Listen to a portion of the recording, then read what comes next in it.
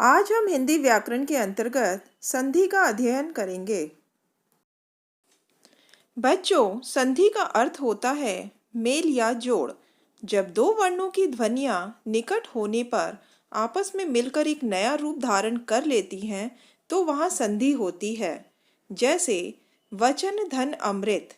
यहाँ पर उपयुक्त उदाहरण में दिखाई देता है कि वचन के अ तथा अमृत के अ के पास पास होने के कारण उनका उच्चारण मिलकर आ हो गया है। इस प्रकार स्वरों के इस मेल को संधि कहते हैं और शब्दों को अलग अलग करना संधि विच्छेद कहलाता है। संधि को मुख्य रूप से 3 भागों में बांटा गया है: स्वर संधि, व्यंजन संधि और विसर्ग संधि। स्वर संधि के अंतर्गत स्वरों का मेल होता है। व्यंजन संधि के अंतर्गत स्वर के साथ व्यंजन, व्यंजन के साथ व्यंजन और व्यंजन के साथ स्वरों का मेल होता है। विसर्ग संधि के अंतर्गत विसर्ग के साथ स्वर और व्यंजन दोनों का ही संधि होती है। पाठ्य पुस्तक के आधार पर हम सिर्फ स्वर संधि का ही अध्ययन करेंगे। आइए यहाँ पर हम अलग अलग स्वर संधि के प्रकारों का विस्तार पूर्वक अध्ययन करते हैं।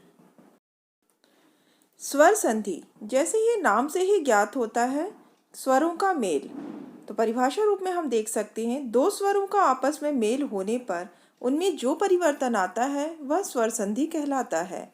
जैसे नर धन ईश मिलकर नरेश बन जाता है, क्योंकि नर शब्द के र शब्द में अ स्वर है और ईश में ई स्वर मिलकर आपस में ए बन जाते हैं, जो नया शब्द नरेश की उत्पत्ति करते हैं। इसी प्रकार इति धन आदि शब्द मिलकर इत्यादि बन जाते हैं, जिसमें इति के अंतिम वर्ण के में ई स्वर और आदि के प्रथम वर्ण आ स्वर के द्वारा मेल से या पूर्ण शब्द इत्यादि बन जाता है। स्वर संधि के 5 भेद होते हैं। पहला दीर्घ संधि, दूसरा गुण संधि, तीसरा यण संधि, चौथा वृद्धि संधि और पांचवा अयादि संधि। आइए अब इनका अलग अलग विस्तार पूर्वक अध्ययन करते हैं। दीर्घ संधि, समान स्वरों के बीच होने वाली संधि दीर्घ संधि कहलाती है।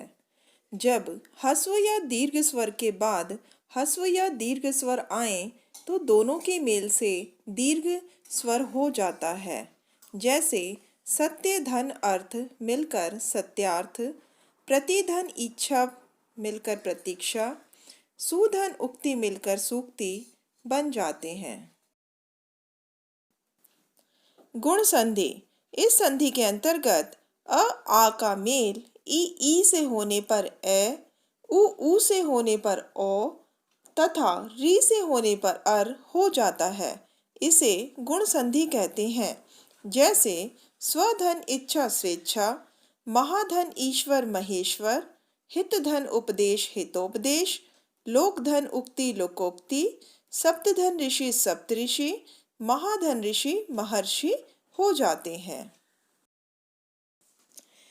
यण संधि, यण संधि के अंतर्गत यदि पहले शब्द के अंत में ई, उ या री हो और दूसरे शब्द के आरंभ में कोई अन्य स्वर हो, तो दोनों के मेल से क्रमशः य व तथा र हो जाता है। इसे यण संधि कहते हैं। जैसे अति धन अधिक अत्यधिक, सुधन आगत स्वागत, मातृधन आनंद मात्रानंद।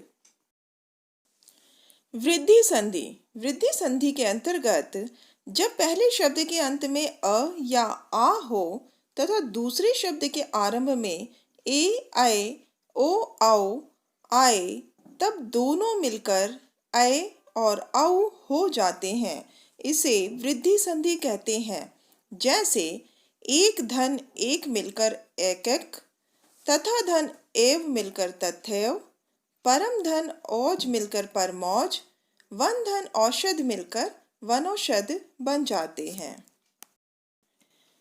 अयादि संधि, अयादि संधि के अंतर्गत यदि पहले शब्द के अंत में ए आए ओ आओ और दूसरे शब्द के आरंभ में भिन्न स्वर आए, तो क्रमशः ए का आए का आए, ओ का औ तथा औ का आव हो जाता है। इसे अयादी संधि कहते हैं। जैसे चे धन अन चयन, नय धन अक नायक, पौ धन अन पवन, पौ धन वक पावक बन जाते हैं। आइए अब स्वर संधि के कुछ उदाहरण देखते हैं। विद्या धन आलय विद्यालय, सुर धन ईश सुरेश, सदा धन एव सदैव, सुधन आगत स्वागत, कवि धन इंद्र कविंद्र, राजा धन ऋषि राजश्री, अति धन अधिक अत्यधिक, पौधन अन पवन। ये सभी स्वर संधि के उदाहरण हैं और जिनमें हम दो शब्दों की संधि देख रहे हैं। धन्यवाद।